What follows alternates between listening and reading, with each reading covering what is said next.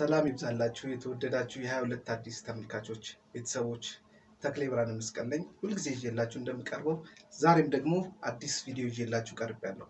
ዛሬ ያዘጋጀሁላችሁ ቪዲዮ ባለፈው ሳምንት አቅርቤው የነበረውን 5 ለድምጻችን የሚጎዱ መጠጦች የሚለውን እንዳያችሁት እና እንደተጠቀማችሁበት ተስፋ በማድረግ ዛሬ ደግሞ 5 ለድምጻችን የሚጠቅሙ ልንወስዳቸው የሚገቡ ፈሳሽ መጠጦችን ይዤላችሁ ቀርቤያለሁ።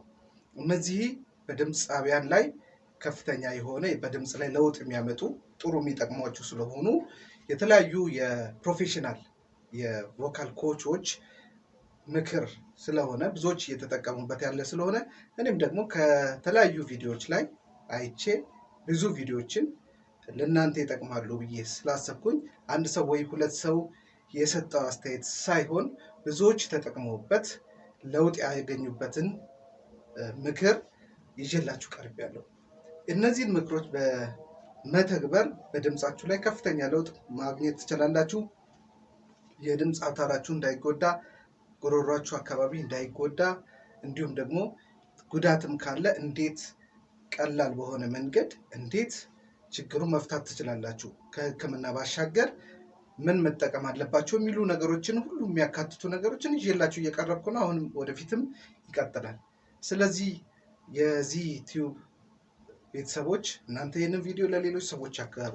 ሌሎቻችሁ ደግሞ አዲስ የሆናችሁ ይህን ቪዲዮ ለመጀመሪያ ጊዜ የምትመለከቱ ወይም ደግሞ ተመልክታችሁ ከዚህ በፊት ሰብስክራይብ ያላደረጋችሁ ሰብስክራይብ እንድታደርጉ በዚህ አጋጣሚ ማበረታታት እፈልጋለሁ። በዚህ ሰዓት ይህንን ቪዲዮ የምትመለከቱ ሰብስክራይብ አድርጉ።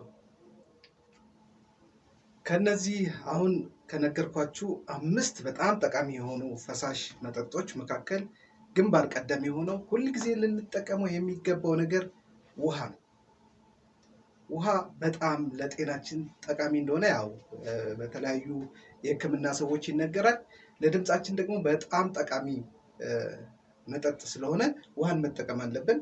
ውሃን በምንጠጣበት ጊዜ በጉሮሯችን አካባቢ ያለውን ድርቀት በማስወገድ ሉብሪካንት እንዲሆን እንዲለሰልስ ያደርጋል።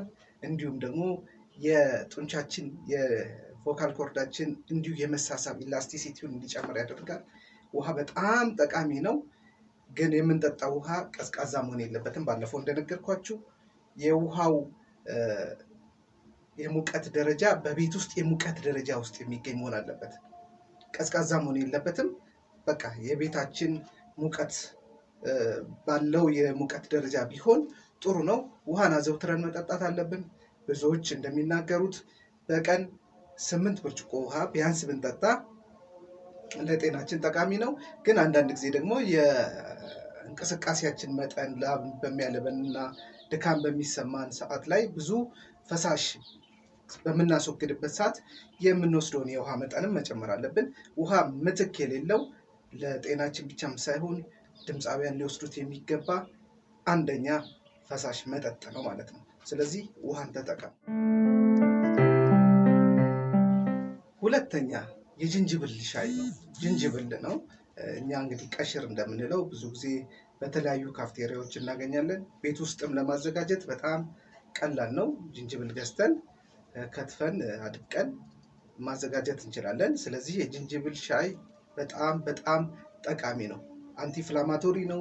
በጉሮሯችን አካባቢ ያለ የሚያቃጥለን ነገር ካለ እንዲሁ ለድምጻችን በጣም ጠቃሚ ስለሆነ ቢያንስ በሳምንት 2-3 ጊዜ የጅንጅብል ሻይ ብንጠቀም በድምጻችን ጤንነት ላይ ከፍተኛ ለውጥ እናያለን። ስለዚህ የጅንጅብልን ሻይ ይጠቀሙ። ሌላው ከጅንጅብል ጋር በጣም ተመሳሳይነት ያለው ማር ነው። ማር በጣም ለድምጻችን ጠቃሚ ነው።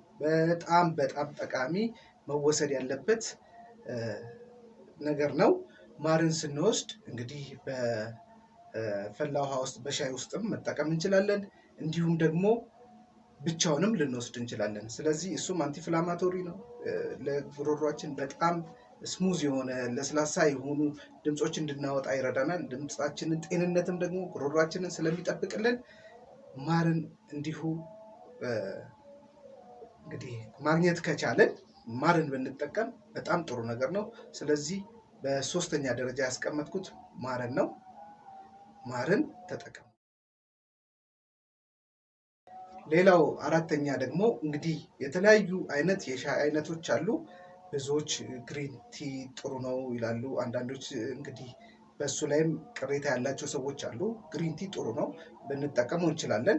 ሌላው ደግሞ ስሮት ኮት የሚባል ሻይ ብንጠቀም ቆንጆ ነው። ምስሉን ፊት ለፊት አደርግላችኋለሁ። በሱፐር ማርኬቶች ታገኛላችሁ። ብዙ ድምፃውያኖች ቮካሊስቶች የሚጠቀሙት ነው። እሱን ገዝታችሁ በፈላ ውሃ ውስጥ በመጨመር እንደ ሻይ ልትጠጡትና ልትጠቀሙ ትችላላችሁ። የሻይ አይነት ስለሆነ እሱም ለድምፃችን ቆንጆ ነው፣ ተጠቀሙ። በመጨረሻ ይዤላችሁ የቀረብኩት እንግዲህ በድምፅ አውታራችን በጉሮሯችን አካባቢ የህመም ስሜት ሲኖር ሲያቃጥለን የምንጠቀመው ነው። ቀደም እንዳቀረብኩላችሁ የምንጠጣውና የምንወስደው አይደለም፣ ግን ጉሮሯችን ላይ አድርገን መልሰን የምናወጣው ነው። እሱም ውሃ፣ አንድ ብርጭቆ ውሃ እንዲሁም ደግሞ በግማሽ የሻይ ማንኪያ ጨው አድርገን እንጨምርበትና እሱን ጉሮሯችን ጋር አድርገን መልሰን ጉሮሯችንን አስነክተን መልሰን የምናወጣው የምንተፋው ነው የሚሆነው። ይሄ ጉሮሯችን አካባቢ ያለ ማንኛውንም አይነት ቶክሲክ የሆነውን ነገር ባክቴሪያን ነገር ስለሚያስወግድልን በጉሮሯችን አካባቢ ያለን ስሜት የህመም ስሜትም ይቀንስልናል። ስለዚህ አልፎ አልፎ እንደዚህ አይነት ስሜት ሲኖረን ጉሮሯችንን ለማጽዳት የምንጠቀምበት መጠጥ ነው። ለዛሬ ይህንን ይዤላችሁ ቀርቤያለሁ። በሚቀጥለው ሳምንት ሌላ ይዤላችሁ ቀርባለሁ። አዲስ የሆናችሁ ሰዎች ሰብስክራይብ አድርጉ። የዩቲዩብ ቤተሰቦች እናንተ ደግሞ ቪዲዮዎችን ለሌሎች አጋሩ። ኮመንት ካላችሁ ሀሳብ ካላችሁ ሀሳባችሁን በኮመንት መጻፊያ ቦታ ላይ አስቀምጡ። አመሰግናለሁ።